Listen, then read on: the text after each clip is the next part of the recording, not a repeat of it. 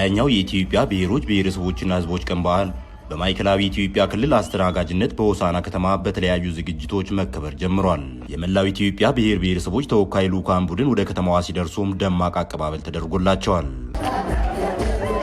በሆሳና ከተማ በዛብህ ጴጥሮስ መታሰቢያ አደባባይ በተደረገው ደማቅ አቀባበል የሀዲያ ዞን ምክር ቤት አፈ ጉባኤ ቴነሽ ሙልጌታ ለልዑካን ቡድኑ የእንኳን ደህና መጣችሁ መልእክት አስተላልፈዋል።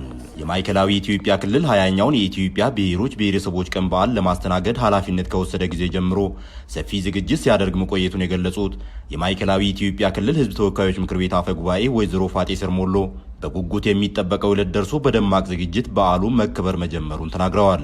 በጣም ስንናፍቃችሁ የነበራችሁ ረጅም ጊዜ ወራቶችን ወስደን እናንተን ለመቀበል ሽርጉድ ስንል የነበር የተከበራችሁ የሁሉም ክልል ባህል ቡድን አምባሳደሮች፣ የተከበራችሁ የሀዲያ ዞን ህዝብ፣ የሆሳና ከተማ የክልል ነዋሪዎች፣ ፀሐይ፣ ብርድ፣ ዳመና ሳትሉ በትዕግስት ቆይታችሁ ይሄን አጠቃላይ የኢትዮጵያን አምባሳደሮችን ለመቀበል ደፋ ቀና ስትሉ የነበራችሁ በጣም ስንናፍቀው የነበረን ቀን ስላደረሳችሁ በሰላም ስለመጣችሁ በድጋሚ እንኳን ደህና መጣችሁ ለማለት እወዳለሁ።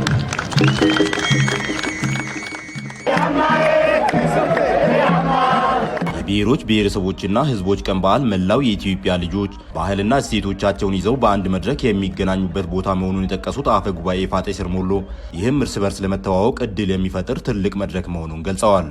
ይህ በዓል ዲሞክራሲያዊ መግባባት ለህብረ ብሔራዊ አንድነት በሚል መሪ ቃል የሚከበር ሲሆን አጠቃላይ የኢትዮጵያ ህዝቦች ባህላቸውን፣ ቋንቋቸውን፣ የጋራ እሴታቸውን በጋራ የሚያስተሳስሩበት፣ ተነፋፍቀው የሚገናኙበት፣ አንዱ የአንዱን ባህል የሚጋራበት፣ እሴቱን የሚያካፍልበት ትልቅ አሻራ ጥሎ የሚያልፍ በዓል ነው። ዛሬ ላይ ለ19ኛ ጊዜ ስናከብር ቆይተን ውቢቷ በሆነችው በአዲስ የተደራጀችው ማዕከላዊ ኢትዮጵያ ክልል ላይ 20ኛውን ለማክበር ደፋ ቀና ስንል ቆይተን ዛሬ ደርሰናል። ስለዚህ በድጋሚ እንኳን ደህና መጣችሁ ለማለት እንወዳለን።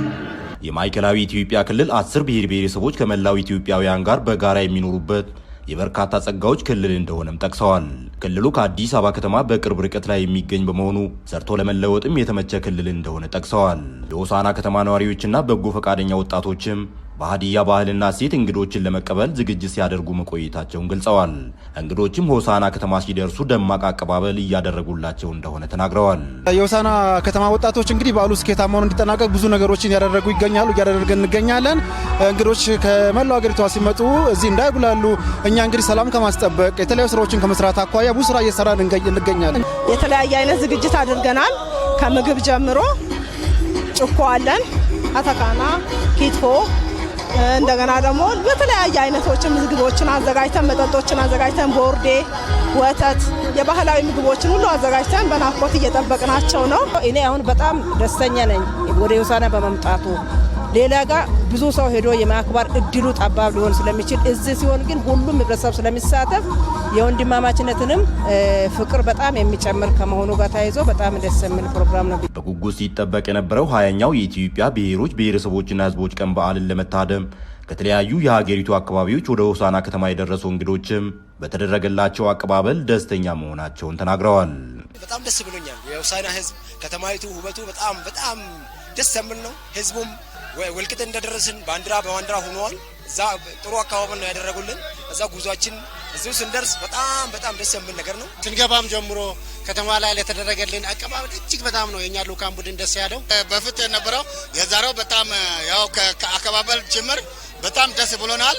ያው ከዚህ በፊት ያው እንግዲህ ተፈራረከን ስለነበረ ያው ዛሬውም ክብብሩ የሆሳና ነዋሪና ከመንግስት ጋር ተባብሮ እዚህ ግብዣ በማደረጋችንና ክብብሩ በማደረጋችን በጣም እኛ ራሳችን ተደስተናል።